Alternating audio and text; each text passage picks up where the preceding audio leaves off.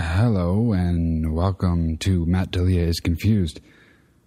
This is our second episode and I'm fucking excited. I have, as a guest, a man who is an exorcist. I repeat, I have as a guest a man who is an exorcist. Not only an exorcist, but a world-famous exorcist. Been doing it for decades.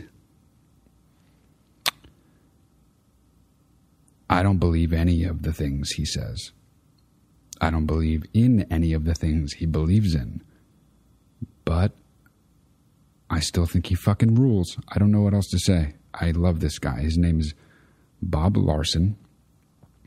I know a lot of non-believers consider him a charlatan. A lot of believers think he saves lives. I just think, holy shit. When I watch him, I just think, holy shit. If you're curious, just look him up on YouTube. Watch his exorcism videos. They're fucking insane and a lot of fun to watch.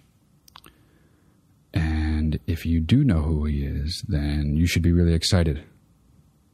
He's someone I've been I don't know if I should say a fan of, but I guess, yeah, I'm a fan of his. I've been a fan of his for years. I mean, I've seen so many of his videos. I'm like, I don't even know what to say. I can't stop watching them. He exorcises people who have real problems, and they believe that Bob takes demons out of them. Simple as that.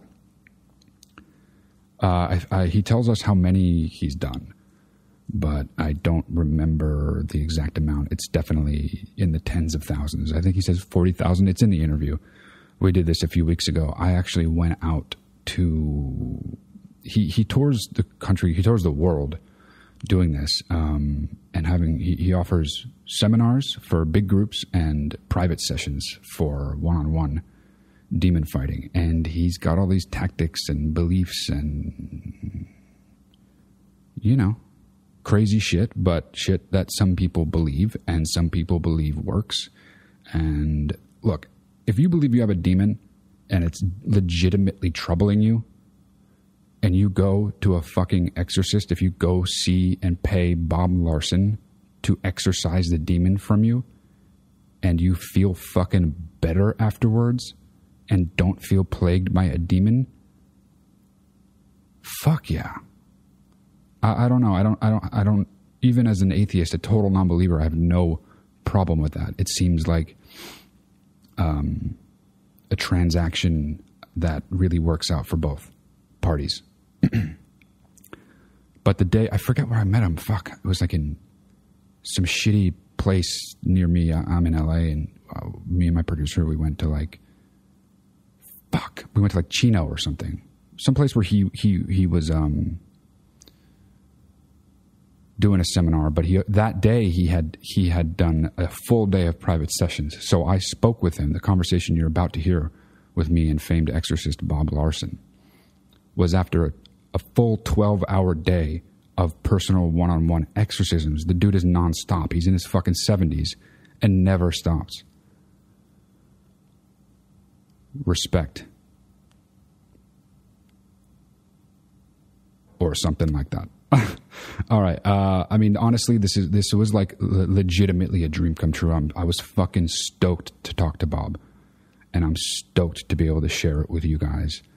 And we wanted to do this as our second episode to sort of establish a spectrum of kind of guests we might be having. Obviously, you already heard, hopefully, our first episode with former Congressman, Tea Party Republican Joe Walsh. And the response to that was great. Really appreciate you guys listening, and all the feedback was really cool. This is with a different kind of person I really don't see eye to eye with, but still really like anyway. I really do like this guy, and we had a fun conversation. And yeah, I mean, I particularly like the section about sexually transmitted demons, but it's a fucking whole piñata full of good shit. So yeah, I hope you dig it as much as I dug talking to him. And yeah, here's my conversation with famed exorcist Bob Larson. Okay. Natalia is confused.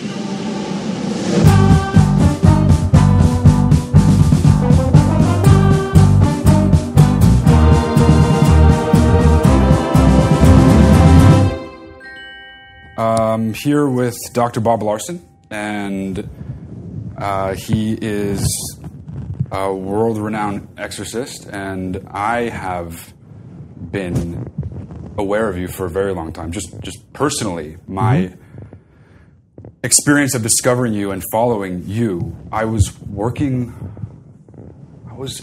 in Vancouver, and the TV was just on in the background, and I heard your voice, and I saw what you were doing, and I didn't change the channel. I didn't move. I was just captivated. I wouldn't call myself an atheist, but I'm not a Christian. I'm a non-believer, but I still was very taken with what you do. And I've really been following you ever since. This was like 5-6 years ago. So I've seen so much of your stuff going back to, was it Talkback? Is that the name of your Talkback show? with Bob Larson. Yeah, okay. So when was that period for you? Talkback with Bob Larson started about 1980.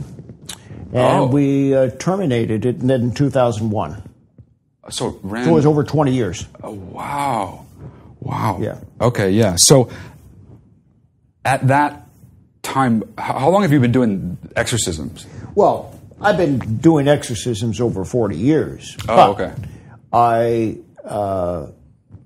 have only been doing it on a full-time basis now. I'm in year number 21.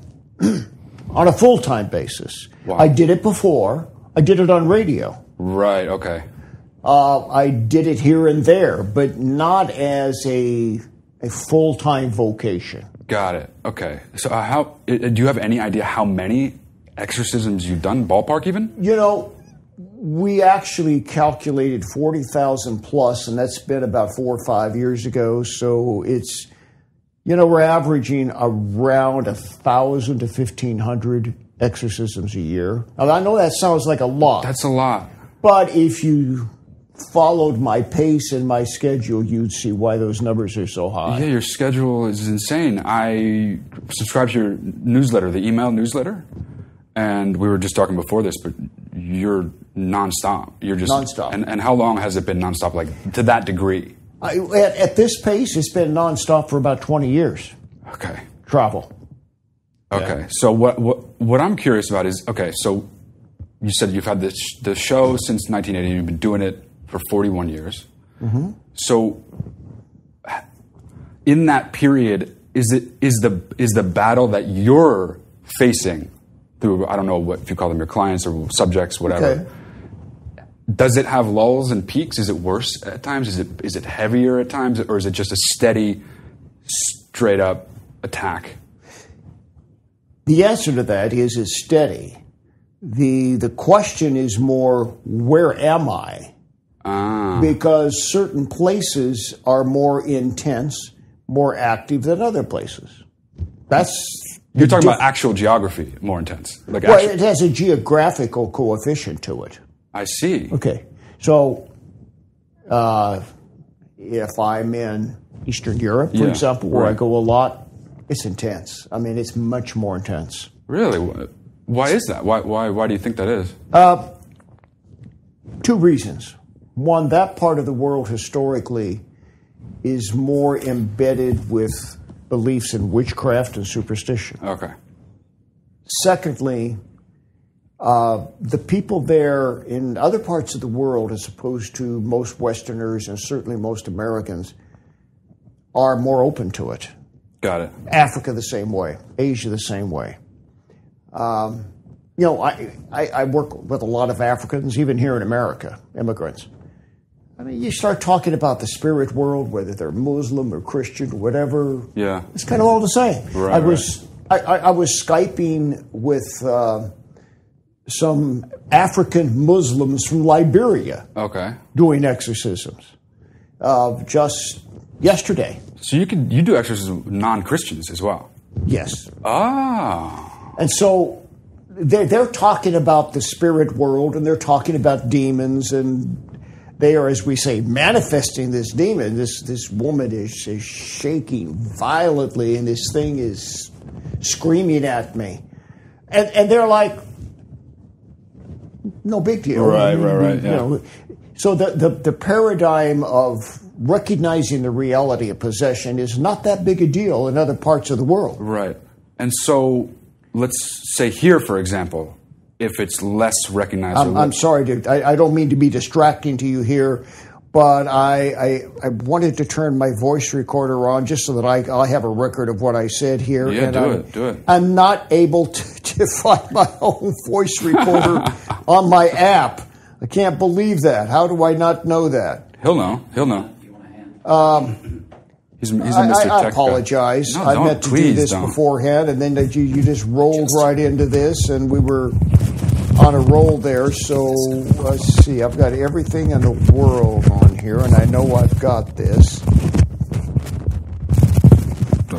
Well, I don't want Apple support or DoorDash. So, where in the world is that? Utilities. Of course, it's on utilities. Utilities. Check. There we go. Check. Still good? Okay. Chris? Good? Okay. Everything's So fixed and we're good to go, yeah. My answer to that is that the intensity and the frequency depends almost exclusively on geography and ethnicity. Ah, okay. And so, that makes me wonder, okay, is the distribution of evil even, or is it just that we're noticing it less, say, among certain cultures or certain places? No, I think it's unevenly distributed. You do? Why is that? Because where there is historically more opportunity for evil, then there's going to be more evil. That's just the way it works. Historically more evil. That's interesting. So,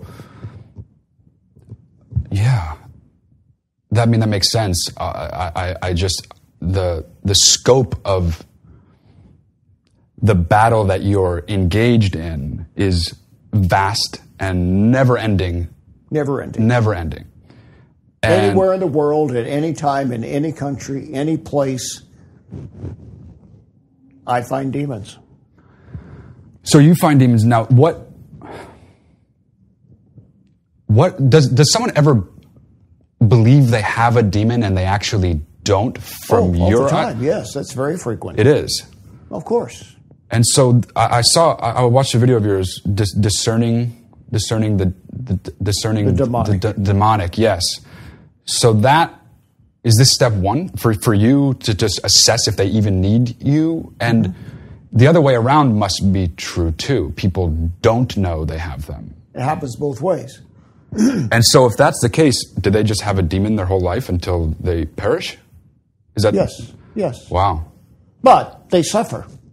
And the Right. whole point is you get rid of the demon so the person doesn't have to suffer. Yeah. Demons are not always strong enough to completely destroy the person, Okay. but they can make their life miserable in a lot of different ways. Okay. And Jesus said in John 10:10, Satan comes to steal, kill, and destroy. So that's the nature of evil, to steal, kill, and destroy. Right. So however he accomplishes that, in whatever measure, it's what he does. Right. So, I mean, to use the extreme example, Hitler or Pol Pot or Stalin, that's one measure of kill, steal, and destroy. Sure. But then there are lesser measures. And the lesser measure would be a pretty ordinary person who is tormented in ways that they may not even recognize as demonic. And how are there so many demons in so many people? What's going on? Like, how is that? Well, first of all, we have to go back. Yeah, please. To the Bible's view of created order. In the beginning, there were a finite number of who knows how many billions of angels created as part of God's cosmos. But then the Bible says a third of them rebelled and they became part of the evil kingdom of Satan. Right. So it's a fixed number. Got it. But it's a massive number. We don't know. So they can't make more of themselves. They can't make more. Got it. But they do intensify from time to time their activity. Okay. There's a difference between the omnipotence of God, which means God is always all-powerful all the time, anytime He wants to be. Sure. Not with the devil. So the devil has to use subtlety and craft, and just the nature of evil is to deceive and to destroy, and so he has to, in a way, ration what he does. Got it. So in places where he can't do as much, sure. Okay.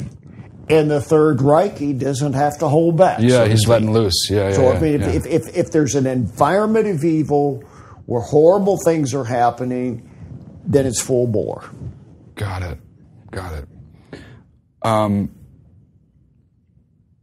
curious about your process in general, just to go back to that for a second.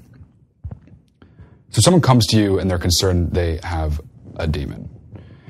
And I would imagine for you, in terms of discernment, there's a lot of, tell me if I'm wrong, but I would imagine your biggest challenge is does this person need a therapist or a doctor or you, right? What is that discernment process for you? Well, people, I get asked that question a lot, and the assumption of the question is that must be a very hard thing to determine. Sure, yeah. But it's not. It's not. Very easy. It's not. Very easy to determine. So if somebody comes in and says, I have a demon for the following reasons, some simple questions take care of that. Have you been evaluated by a psychiatrist? Yes. Do you have a diagnosis? Yes. They tell you what the diagnosis is. Are you on medication? Yes. Does the medication help? Yes. Well, chances are that's not demonic. Right. Because there's a medical answer, and the medical answer is working. Right. So that's not a demon. Has your discernment process changed you've seen so much? Is it as things move forward, are you paying attention to the medical world, I guess, so to speak, as more things come out, more possibilities? Like, I guess what I'm wondering is, there's not as fine a line as I may have thought, but there's definitely overlap there, right? I mean, even what you do, part of why I love to watch you work is I like watching people who are good at what they do. You're clearly good at what you're doing, and it's very effective and powerful to watch, whether I believe or not. But I guess what I'm interested in is you say there's a big difference between somebody who needs therapy and needs an exorcism. In a lot of ways, it has a lot of the same elements of therapy, what you're doing, I would Absolutely. say. Right. It is highly therapeutic. Right. But why wouldn't it be? Yeah. Because demons, if they're intelligent beings, are going to mess with the mind. Yeah. They're going to operate at subconscious levels. They are going to do the types of things that create psychological instability. Uh-huh. So the path to helping them is in part determining, well, what is it that the demon has done to destabilize this person, and what are the life factors that have destabilized them? Right. So when somebody comes to me and there's a lot of substance abuse or physical or sexual abuse or family dysfunction in all kinds of ways, it's important to psychologically understand what that makeup is, because the matrix of that is where Satan operates. He's going to function through that. Right. He's created that matrix. That's the system by which he operates. So you have to know what the system is. Right. Okay, so how does... I mean, I'm sure there's a number of ways. There must be 1,000 ways. But the process of a demon... And 1 minute you don't have a demon, let's say. 1 minute you do. What is the actual... How does it happen? How does it get in you? Okay, so some demons are accumulated generationally over time. Yes. Hundreds, thousands of years of evil, a particular family bloodline, even sometimes within the known history of 2 or 3 or 4 generations. There are all these family stories of this uncle was a child molester, or this grandfather murdered somebody, and you hear these stories. Yeah. And so you know, okay, there's an infestation of evil here. Okay. So that's one way that you identify it. Right. And so is a demon saying, there's evil there, there's bad stuff there, there's weakness there, I'm going to sneak in there? But very often, there is a specific instance. So, for example, just before I met with you today, I was doing an exorcism on an individual, now 35 years of age, Oh, sounds like raped me. at the age of 18. Sounds less like me. Goes to a bar, has a drink. Somebody slips in a date rape drug. Next thing you know, she comes to, she's been raped. This then begins a domino effect of psychological problems. Yes. She doesn't get help. She doesn't press charges. She doesn't talk to anybody. So psychologically, but also the act itself, its violation of the human dignity, who she is, opens a door to demons. So in this case, the demon pinpoints, this is where I entered this particular time when she did this. So are they, demons, waiting for that to get, are they just ever present, I guess? Or how's that? They're everywhere. They're everywhere. Looking. They're looking for opportunity. So they're kind of just laying Somebody wait. does something, or something is done to them, an injustice to them, or an act of evil which they commit. And of course, they're going to seize that opportunity. So when somebody sits down with me, they fill out, this is for a private session, they fill out a detailed profile. Yeah. I look at that profile. And part of my mental process is forensic to determine, is there enough evidence to convict? Do I have enough information to say this person has a demon?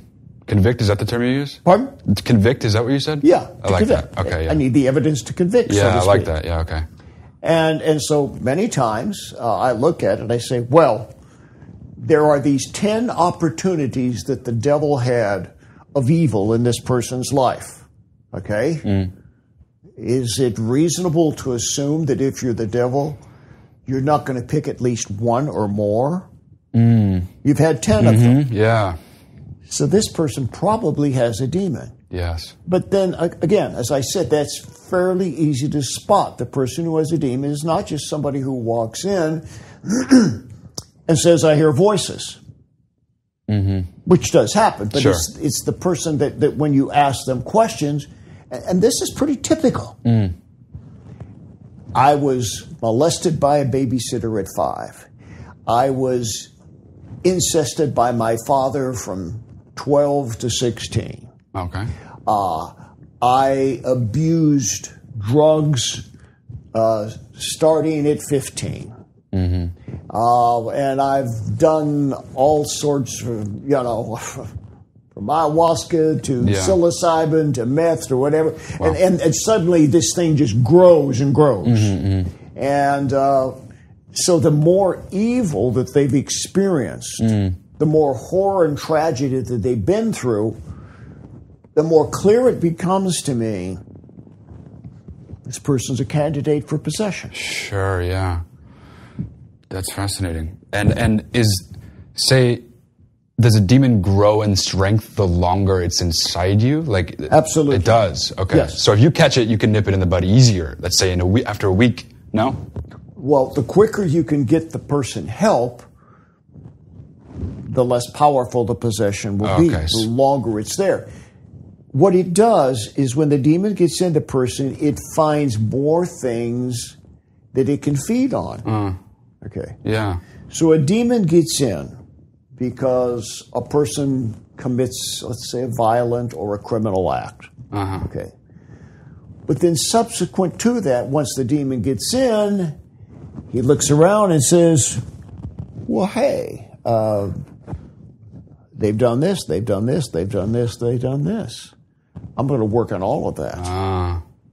And then I bring in more with me. So the possession builds, it becomes stronger, it becomes more deeply embedded. So, this person feels wronged. So let's see if I can push them to a level of hate. Hate to the extent that they would murder if they could. Right. Evil grows exponentially once it gets inside a person. Okay, let me latch onto that. So, let's see, where when you say inside a person, I mean, I don't. Maybe you do mean this. Where is it? Like, is there a location to it, or is it more just purely spiritual realm? Is there any actual physical presence of it? Okay, so we commonly, even in culture, throw around terminology that's essentially Freudian, post-Freudian in nature. Even though we don't have technical definitions for terms like consciousness or ego. It's an observable phenomenon, but it's not a spatial phenomenon. Right. Consciousness, you can't locate it. You don't know where it is. It exists beyond the material realm of time and space. So if you talk about the conscious or the unconscious, well, what are you really talking about? You don't know what you're talking about. Sure. Yeah, fair enough. You know that it exists because the existential exhibition of it you can witness and analyze. So when you say a person has a demon, what you're doing is taking a non-spatial, immaterial, spiritual being, and you're saying it's in a time, space, physically confined body or mind. Well, where is it? And my answer to that is, who knows? Yeah. But I theorize that when the immaterial and spiritual invades human existence, it then becomes bound by the laws of human existence, which is time, space, material, objective reality. You with me? I'm with you. This is. If you have a demon, it's in you. If you get up and walk across the room, it goes with you. Even though it is spiritual and inhabits consciousness, it still then is subject to the physical material laws of the existence it's invaded. Wow. Now that sounds a bit metaphysical, and it is. Yeah. So the demon goes where you go. He's there. He's in. He says, the demon said. They said it in the Bible. Mm-hmm. The demon said to Jesus, this is our house. Yeah. We live here. Yes. Okay, so the demon looks at the person. And when we say person, we mean body, soul, and spirit. We mean that somewhere in that individual it dwells. Right. All I know is it's there. My responsibility, according to the Bible, is to cast it out. So let's get into that. Your responsibility, according to the Bible, because I was raised Catholic. I'm not anymore, but I would imagine, and I believe they still do exorcism, but it seems hush and not. Well, it's pretty much hush because number one, there's an ecclesiastical hierarchy they have to go through to get permission to do it. Okay. And secondly, they're so overwhelmed, the church is, and there are so few trained exorcists to do it, that they minimize it so they're not flooded. Okay. And training, how did you train yourself? Was this like on-the-job training, or were you just on-the-job training? A natural for it? Like, did it happen as you probably know, we now have an online training school. I do know that, yeah. But I'm the first person who's ever created anything like that. Yeah. And because there was a need for it, because I had to learn from experience. Now, there are certain, you have the Bible, you have the Ritual Romanum of the Roman Catholic Church, you have the precedent of history and church history, where this was a phenomenon often practiced throughout the ages and recognized. Yeah. Augustine wrote about it, Luther wrote about it, post-Reformation, early church history. So you can tap into that as a source. But when it comes down to actually doing it, I had nobody to teach me. Yeah. So I'm not the only person who has done that and stepped out sort of entrepreneurially, but I'm the one who's done it the most. Yeah, I'm curious about your presence, just what you've been able to do sort of online. You have a presence, and you're very consistent in the way you're putting yourself out there. I mean, like I said, I subscribe to your newsletter, I watch your videos. How much has the internet changed your whole... How much is what? The internet changed your business model, because you saw the whole totally thing. Changed it. I mean, it's the whole thing now. It's an absolute paradigm shift in everything about this, because now, every day I do exorcisms by Skype in addition to personal appointments face to face. I do them all over the world. Yeah. There's hardly a place on earth that I haven't connected with somebody to do an exorcism, so that's just in and of itself. And then YouTube. The very massive YouTube audience, we're now up to 20 million plus views on YouTube. Wow. That's changed everything. Right, yeah. Because now I have people from all over the world, from every kind of religious background that you can imagine, interested in knowing more about this. Yeah. I mean, that is the cool thing about the internet. It can connect people that never, ever Thank God Al Gore created the internet. Thank God Al Gore. Thank God for Al Gore, yeah. Didn't think I'd hear you say that today. That's a stale joke. That's been around a while. Yeah. So you do Skype exorcisms. That sounds hard. No, it's actually Same very thing? simple. It's not as effective as in person, because I'm not seeing the full dynamic of the individual and their reactions. But it has its own unique challenges. I'm doing an exorcism on a woman who had been into Satanism, and the demon said, "I've had enough of this," and picks up the computer and throws it across the room. And there goes the internet connection. That's the end of the exorcism. That must have not worked then, yeah. Which actually is does it ever not? Are you ever not successful? Is that a thing? Of course. Yeah? Of course. That's got to be a bummer, huh? Well, I mean, look, an exorcism is not about me. It's about God, me, and the person. So God is involved, the person and their will and choice is involved, and I am involved. So sometimes, as I've said, people make friends with their demons, and they don't want to lose them. They knowingly make friends with the demons, and Well, or they just kind of get used to it. Sometimes they actually do know it. Oh, really? But it's more like this. If the demon says to me, I'm here because this person does meth. That's my stronghold. That's what I'm hanging on to, their addiction. Right.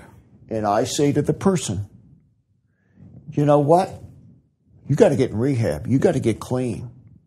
And then I can help you. Yeah. And the person says, I like getting high. My life sucks. And I'm not quitting. It's over. Isn't that the meth, though? Or is that the demon? You're saying that is the demon target? You don't know. No matter. Right, if sure, the person's will chooses not to make a positive choice, okay. I can't do anything about that. Yeah, you can't. Right. Sure, yeah, right. Right. So, and another example would be if somebody is demonized in part because they've been severely abused by somebody, and I say to them, but the way of Christ and the way of the cross is forgiveness. So you must forgive that person. I'm not forgiving them. I hate them. I wish they were dead. Exorcism over. Not going to do it. Can't do anything. Can't do anything. I say, so when you're willing to deal with this and let go of your hate, Christ said, don't come to the altar of God and bring your gift to the Lord if you hate your brother. Okay. Go be reconciled with your brother and then bring your gift to God. Got it. So you say it's God, the devil, and you in these moments, right?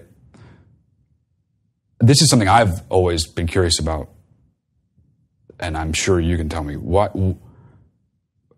can't God do it?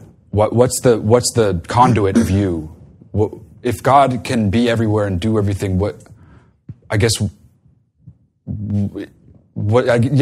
you glean something on that? Yeah. And the answer to that is that God chooses to express His love and His grace through human beings. Like, why does God need us to help the poor, to feed the hungry, to go to those in prison? And Jesus said, when you do it to the least of these, you've done it to me. And they said, well, when did we do this to you? And He said, when I was thirsty, you gave me water. When I was in prison, you visited me. Okay, so what He was saying is that my presence, my reality is made known when through my people, my love and my goodness is expressed. So this is what God calls everyone to do good in His name, to bring healing and hope through human presence. It's easy to say, well, why doesn't God do it? Well, no, wait a minute. There's just been a flood or some tornado or some natural disaster, and we see the Red Cross or the Christian ministry or somebody there who's handing out food and providing shelter. And, well, if a human being doesn't do something, it doesn't get done. God does not drop cargo pellets from the sky full of food. Sure, yeah. He gives us the opportunity to go there. So the Bible says in the book of Romans, we overcome evil with good. Well, how is good expressed? Same way evil is expressed. Through the physicality of human beings acting in a good way. Right. That's how evil is overcome. Sure, right. Okay, so now, shifting gears a little bit, demon transference, right? Can a demon go from one person to another? Of course. Yes. Is that how they generally travel? And if they leave one person, are they gone from that person, or are they in both now? Well, if you cast a demon out, you send it to hell. Oh, so it doesn't go into somebody. Well, they'll ask. I've had them say, well, the demon asks. Can I go into so-and-so? The demon asks Yeah, you. the demon says. I say no. Yeah, well, I'm you would say to no. hell. I wonder the why demon says, well, let me go somewhere else. I'll leave if you'll let me go somewhere else. So like they're bartering. I was going to say, bargain. why do they even ask you? Because you're going to say no, but they're trying to work They their way. bargained with Jesus. Jesus cast the demons out of a man, and they said, let us go into the pigs. Right. So can demons be in animals? Oh, yes, of course. That's a scary thought, because how do they even communicate that they have a demon? They can't come see you. You know what I mean? They can't fill out that form. Well, they're screwed. They can't communicate it. Right, yeah. You know. So they just got a demon and then... And it's not a common thing, but it does happen. Right. Which is why we have the tale of witches and black cats. Yeah. Right. Very true. I also want to talk about STDs, because I saw your video on the STDs, sexually transmitted demons. Yeah. This is through the act of sex. It happens actually in the act of sex. Because the Bible describes sex as the uniting of two in one flesh. Okay. Yes. Now, that's typically, people think of that as marriage. Right. Because that's part of the sacrament of the wedding ceremony to say the two shall become one. Right. But the Apostle Paul taught in his first letter to the Corinthians, he said, don't you know that if you have sex with a prostitute, you become one with that prostitute? So he points out that the act itself is a one-fleshing phenomenon. One fleshing phenomenon. So if you're one, you're one. Yes. What you've got, you get. Right. So it's spiritually communicable. Okay. And then, so just logistically speaking, do both people have the demon? Or if I have the demon in me and I have sex with a woman, does only she have it now, or do we both have it now? You both have it. We both have it. Both have it. Oh, that's a scary thing. Just like you both have a sexually transmitted disease. She gets the disease Same in you. thing. You still have it now. She has it. Right. Yeah, no. That's... And demons tell me this all the time. I say, how'd you get there? Oh, he was somewhere and he has sex with a prostitute. That's how you got there? Yeah.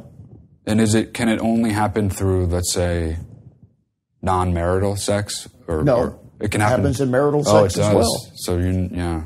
Because if one of the partners is unfaithful, for example.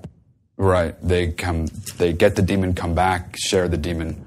That's got to be a hard thing to tell your wife. Oh, I've run into some pretty amazing stories of people who became possessed. I had a pastor's wife. He cheated on her, and he had a voodoo spirit. Whoa. And she says, well, I'm a good Christian woman. How do I get a voodoo spirit? She didn't even know her husband had cheated. It's a good question. That's how she found out? Well, no, but I confronted the husband. Oh. And I said, your wife's got a voodoo demon. Yeah. What's going on here? Yeah. Then he admits he had an affair with a woman involved in voodoo. Oh, well, that was his mistake. He shouldn't have done that at all in the first place. So he gets the voodoo demon from this woman, comes back and has sex with his wife, and his wife has the voodoo demon from the other woman. So is a voodoo demon different than a regular? Like, what is the scope? Like, what kinds Some demons are more evil than others. Oh, okay. They all have personalities. Oh, I've seen a lot of your stuff with Jezebel. Seems to be popular. Not popular, but it is common. a common, popular. A very common demon. Yeah. Is that the most common demon, would you say? Yeah, it is the most common demon. It is? Type. It's a type. Right. But that's because of the age in which we live. So the two things that the Bible points out about this spirit that's characteristic of it is the violation of sexual boundaries and witchcraft and the occult, both of which are rampant in modern culture today. Right. So that's the demon that's going to be there. The occult, and by the occult, do you mean specifically like devil worship, or is that sort of a wider spectrum of things than I think of? Wider spectrum, including the New Age, alternate spirituality, all forms of essentially what would classically be called witchcraft, but which has been sort of relabeled as something else. A different veneer put it on it today, so it looks a bit more respectable. So something like yoga, yes, is absolutely witchcraft. Absolutely. Oh, it is. Oh man. Oh, absolutely. Now wait a minute. Okay. Read classic yoga textbooks. Don't listen to what your neighborhood yoga instructor says to you. Read the classic text of the Hindu yogi masters. Okay. They are all consistent in what they say. And that is? This is not a form of physical discipline. It is a path to enlightenment with God, recognizing your inner state of divinity. And it makes you, through the postures, aware of this inner spiritual consciousness. Okay. I mean, that's roughly what is said. Okay. Well, what is the problem with that? Right. Well, the problem is that Christianity teaches that you are here and God is there. Okay? He is transcendent. He is apart from you. You are not a God. Right. So don't make yourself into a God. He's God, you're not. Right. But the religion of yoga teaches essentially that you are a God, and that God realization comes through the process of yoga, which means to be yoked or to be placed in union with God through the path of awakening the spiritual enlightenment of your own inner divinity. Right. Okay. So, yeah. That's what's wrong with it. Got it. So when you do that, you are giving consent to the system of belief, whether you embrace it or not. Right. Upon which it's founded. Interesting. So someone who has no idea about any of this stuff and just doesn't make any difference. My friends go to yoga. I'm going to go to yoga to see what that's all about. Demon possession is not the result of informed consent. Right. In fact, the devil prefers you not to have informed consent. You don't even know. You don't know. It's better for him. You get a demon. Yeah. You know, I don't make this stuff up. I have people come to me, and they've done yoga for purely innocent purposes. Sure, yeah. And then they start having all these strange experiences, weird things, out-of-body experiences, pains, physical problems, insomnia, mental illnesses, whatever. Stuff just suddenly goes crazy. Well, they don't make a link with that. Right. Until I begin to point it out. When did this start happening? When did this deterioration take place? Oh. When I started doing yoga. Okay. But even then, they usually don't become a believer until I do an exorcism. Oh. And then in the exorcism. So you have people who don't even believe it's what you do is real or possible even. Many times. Then in the moment they actually, it happens and then they have no choice but to believe. Well, they can choose not to believe. Well, sure, but, I mean... But I mean, if a demon's talking through someone, they have to, right? For example, if you're there and maybe a friend is there with them and they lose consciousness and they're saying all these crazy things and doing all these crazy things or maybe becoming violent or whatever, and then they come back to themselves and have no idea, and the demon says, we are here because of such and such. Yeah. So they got a choice. They either believe that reality or say, oh, well, it didn't exist. Yeah. So yoga... occult. What about things like drinking alcohol?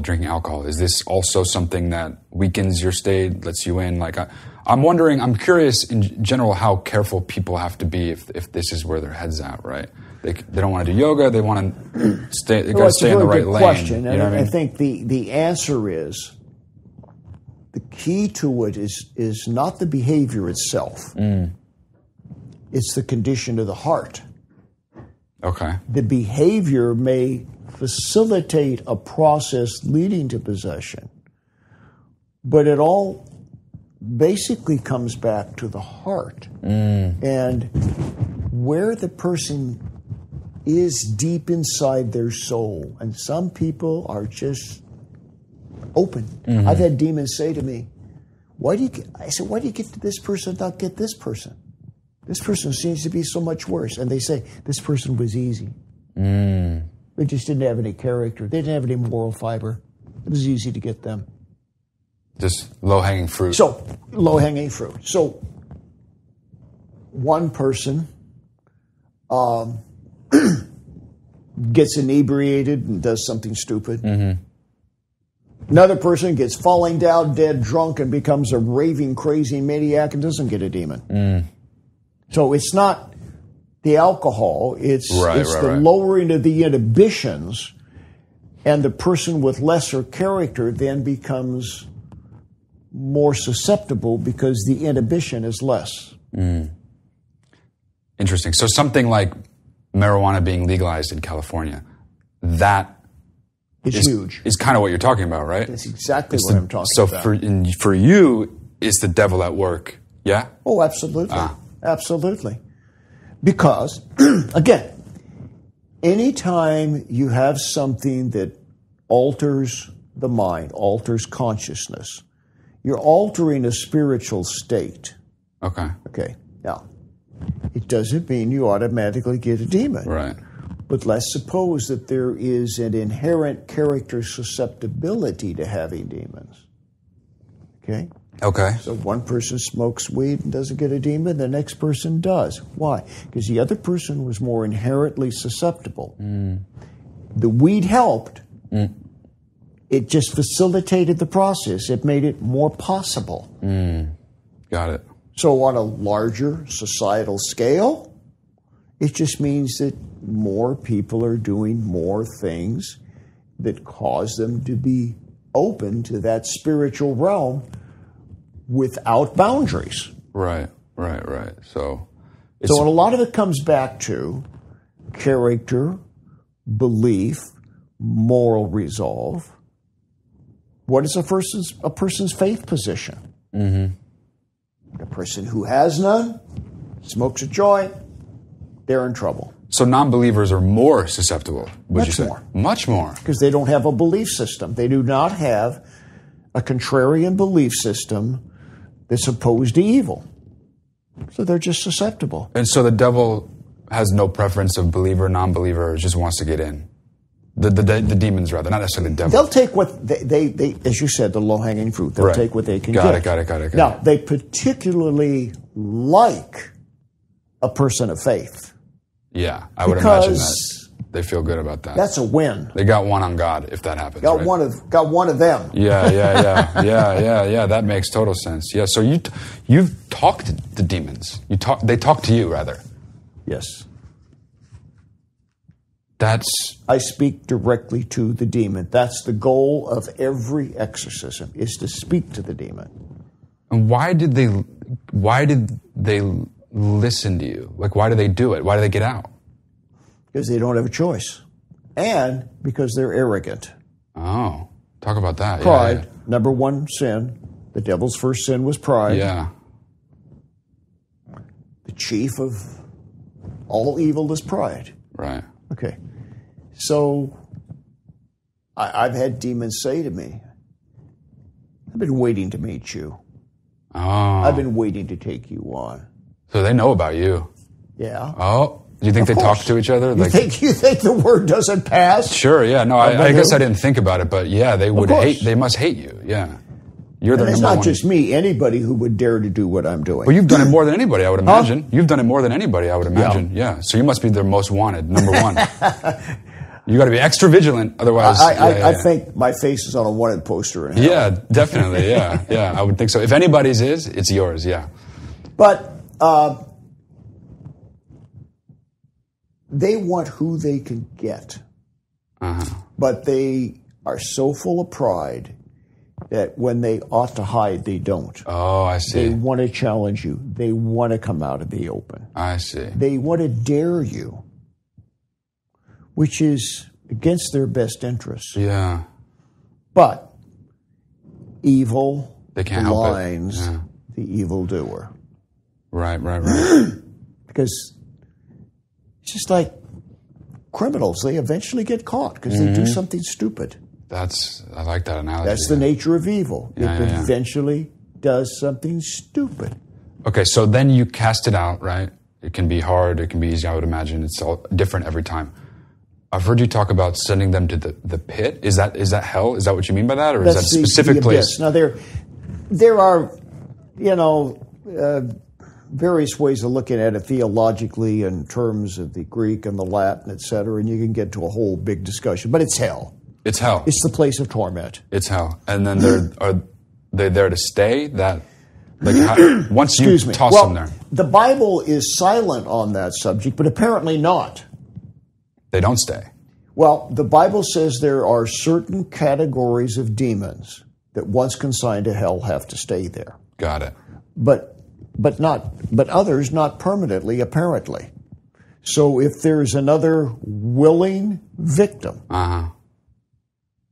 at some point in time, and again, we don't know from the Bible because it just doesn't tell us. Yeah. They can come back out. Because I've had demons that I've cast out before say to me, "Don't you remember me?"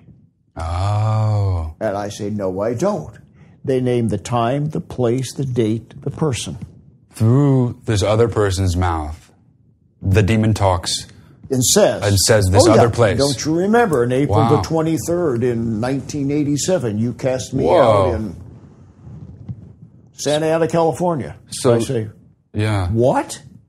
Wow. And then they tell me, I remember that. Right. That's wild, yeah. I mean, you've got to imagine anybody who thinks what you do is not real or whatever, that's pretty good evidence that what you do is real. That is... You must run into that a lot, though. That's a high degree of corroboration. Yeah, that's what I mean. Yeah. As is the demons telling things about the person's ancestry that they don't know Oh, right. that can later be corroborated. Right. So I've had situations where people say, well, yeah, I got in through a curse of their Norwegian ancestors 1,000 years ago. Right. They don't even know When they they have. raped and pillaged. Right. And the person says, I'm not Norwegian. They go get a DNA test, Wow. and guess what? They got the There's Norwegian thing. 3% that's Norwegian. Yeah. They knew nothing about. Wow. I've had that happen lots of times. Yeah. Okay, I'm getting sleepy. Let's do it. All right. Get to the toughest questions and wrap it up because I'm going to Let's go do to it. sleep. Let's do it. I just really wanted to talk to you a little bit more about hell, and then we can be done, Okay. really.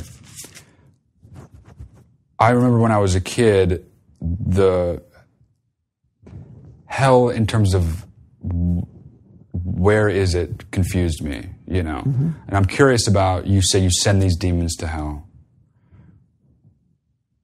What is your concept of hell? What do you believe it to be? What is it? If you know what it is, what is it? If you believe what it is, what is it? Well, there has been endless speculation for 2,000 years of Christian church history about where hell is. Islamicists have a similar belief in hell somewhat, and they speculate about where it is. But from a Christian standpoint, we know what it is. There are people who actually claim to know it. Right. They say it's the center of the earth. That's why it's molten fire, and that is hell. There's just some reason to believe that is the case, like Dante's Inferno. Sure, that some seems to be crossover, what right, that's all yeah. about. But then the Bible also speaks of outer darkness. They were cast into outer darkness. So there are some who think that that is the reason for the vastness of the universe, is somewhere out there in what we right now call a black hole. Hell's just way out there somewhere. That's where hell is, in a black hole. Got it. Because it sucks in everything. It does, yeah. Into absolute, total, dark oblivion. That would make sense. Now, it does all make sense, but the reality is we don't know, and I don't care. All I know is that demons don't want to go there. Right. Well, nobody wants to go there, really. No, nobody wants to go there. But the demons beg not to be sent there. And they describe fire, they describe heat, they describe torment. This is what they say. Right. I've had demons say, I can feel the fire, I can feel the heat, I'm burning up, don't send me, I don't want to get any closer. Oh, they're getting close, actually getting close. Wow. So, yeah, is that... I don't know how objective that is. Right. I know what the Scripture tells us to do. I know what the Bible says to do. I do what the Bible says to do. I let God sort it out. Right. I'm not going there anyway. Okay, last question. Speaking of not going there anyway, is everyone who has a demon in them when they die, are they going to hell? No, absolutely not. They're just going. No, they're not going to hell. They're not going to hell. No, they're not going to hell. So they might even go to heaven if they still have a demon when they die. Absolutely. Oh, that's good news. Okay, yeah. That's what I was worried about. I was going to say, if you might have a demon, you might want to get checked out. Here's how this works. Having a demon doesn't mean you're a bad person. It might, but it doesn't necessarily mean it. It doesn't mean that you're God-forsaken and that you're going to hell. Because you can get a demon because a bad person did a bad thing to you and opened that door. Right. So, somebody violently assaults you. Back to the rape case I mentioned earlier, or something horrible like that, okay? You may get a demon passed on to you because of the evil of this person and the resulting trauma. The anxiety and stress disorder that comes from that. All right? You're not a bad person. Right. Something bad happened. Yeah. Okay. Very bad. And because something bad happened, you get a demon. It doesn't seem fair. Yeah. But we're not dealing with a fair moral universe. We're dealing with the devil. So, are you going to go to hell because you're a good person to whom something bad happened? No. Right. You're a good person. You're not a bad person. A bad thing happened. Right. So you can get a demon. And the other issue is inherited spirits. So you can inherit a spirit from the evil of an ancestor. You don't have to do anything. You didn't do anything. You didn't do anything. They did. But that's the spiritual law of how it operates. And I could give you a big theological explanation for it. It's in the Bible, actually. In Deuteronomy chapter 28, where it speaks of blessings and curses following generational lines. So you may have a demon because you inherit it because your grandfather killed somebody. By the way, I hear these stories all the time, and people don't even know it. Yeah. They say, what? Yeah, his grandfather killed a guy. Nobody ever found out about it, but he killed somebody. Wow. And that's why we're here. You're hearing it first. This person's hearing it first. First time anybody ever heard about it is through this demon. Never heard of it before. Nobody knows anything about it, but the demon says that's why he's there. So he's there because of that. Now, should this person go to hell because their uncle murdered somebody? No. I don't think but so. Are they going to suffer now without an exorcism? Yes. Right. Okay. They're going to suffer until they get an exorcism because the demon is tormenting them because of the grandfather. Wow. Which means, okay, that I tell people we all need to be students of our genealogical identity. We all need to pray prayers disavowing the evil of our ancestors. Just in case, you're saying? Just in case. Oh, okay. Why not? What's the Can't point? hurt. Yeah. Why, I mean, why wouldn't we want to do that? Right. Why wouldn't we say, Lord, forgive all the sins of my ancestors for all the evil that they've done, and deliver me from the consequences of that evil? The Lord's Prayer says that. Do not lead us into temptation, but deliver us from evil. What evil? What are we asking to be delivered from? Well, part of that is the evil that's already been done. Right. Okay? So there's an interesting... I write about this in one of my books, and it's very common knowledge in the neurological community, and that's the emerging science that's known as epigenetics. Yeah. Which is a whole field of neurobiology and psychology studying the trauma effects that are inherited. Right.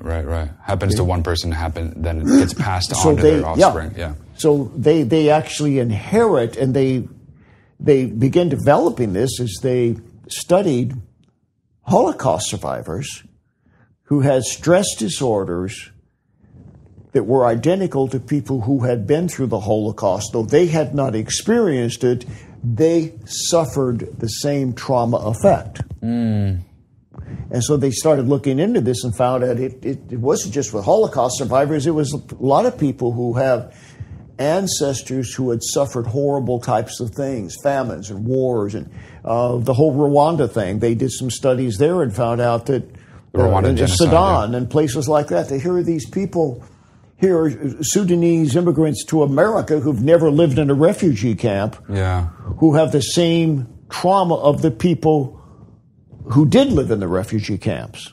But now they're second or third generation. Right. And they're suffering just like the people who were there. What is that all about? Psychologically inherited trauma. Right. A curse. Evil. So if evil is done to an ancestor who is in the refugee camp, the evil that's done to them has opened a door to demons, if you will, to torment now a second or third generation later. I mean, we're just now beginning to understand how this operates, but the Bible's been teaching it for thousands of years. Yeah. That's how you get demons. So everybody needs an exorcism.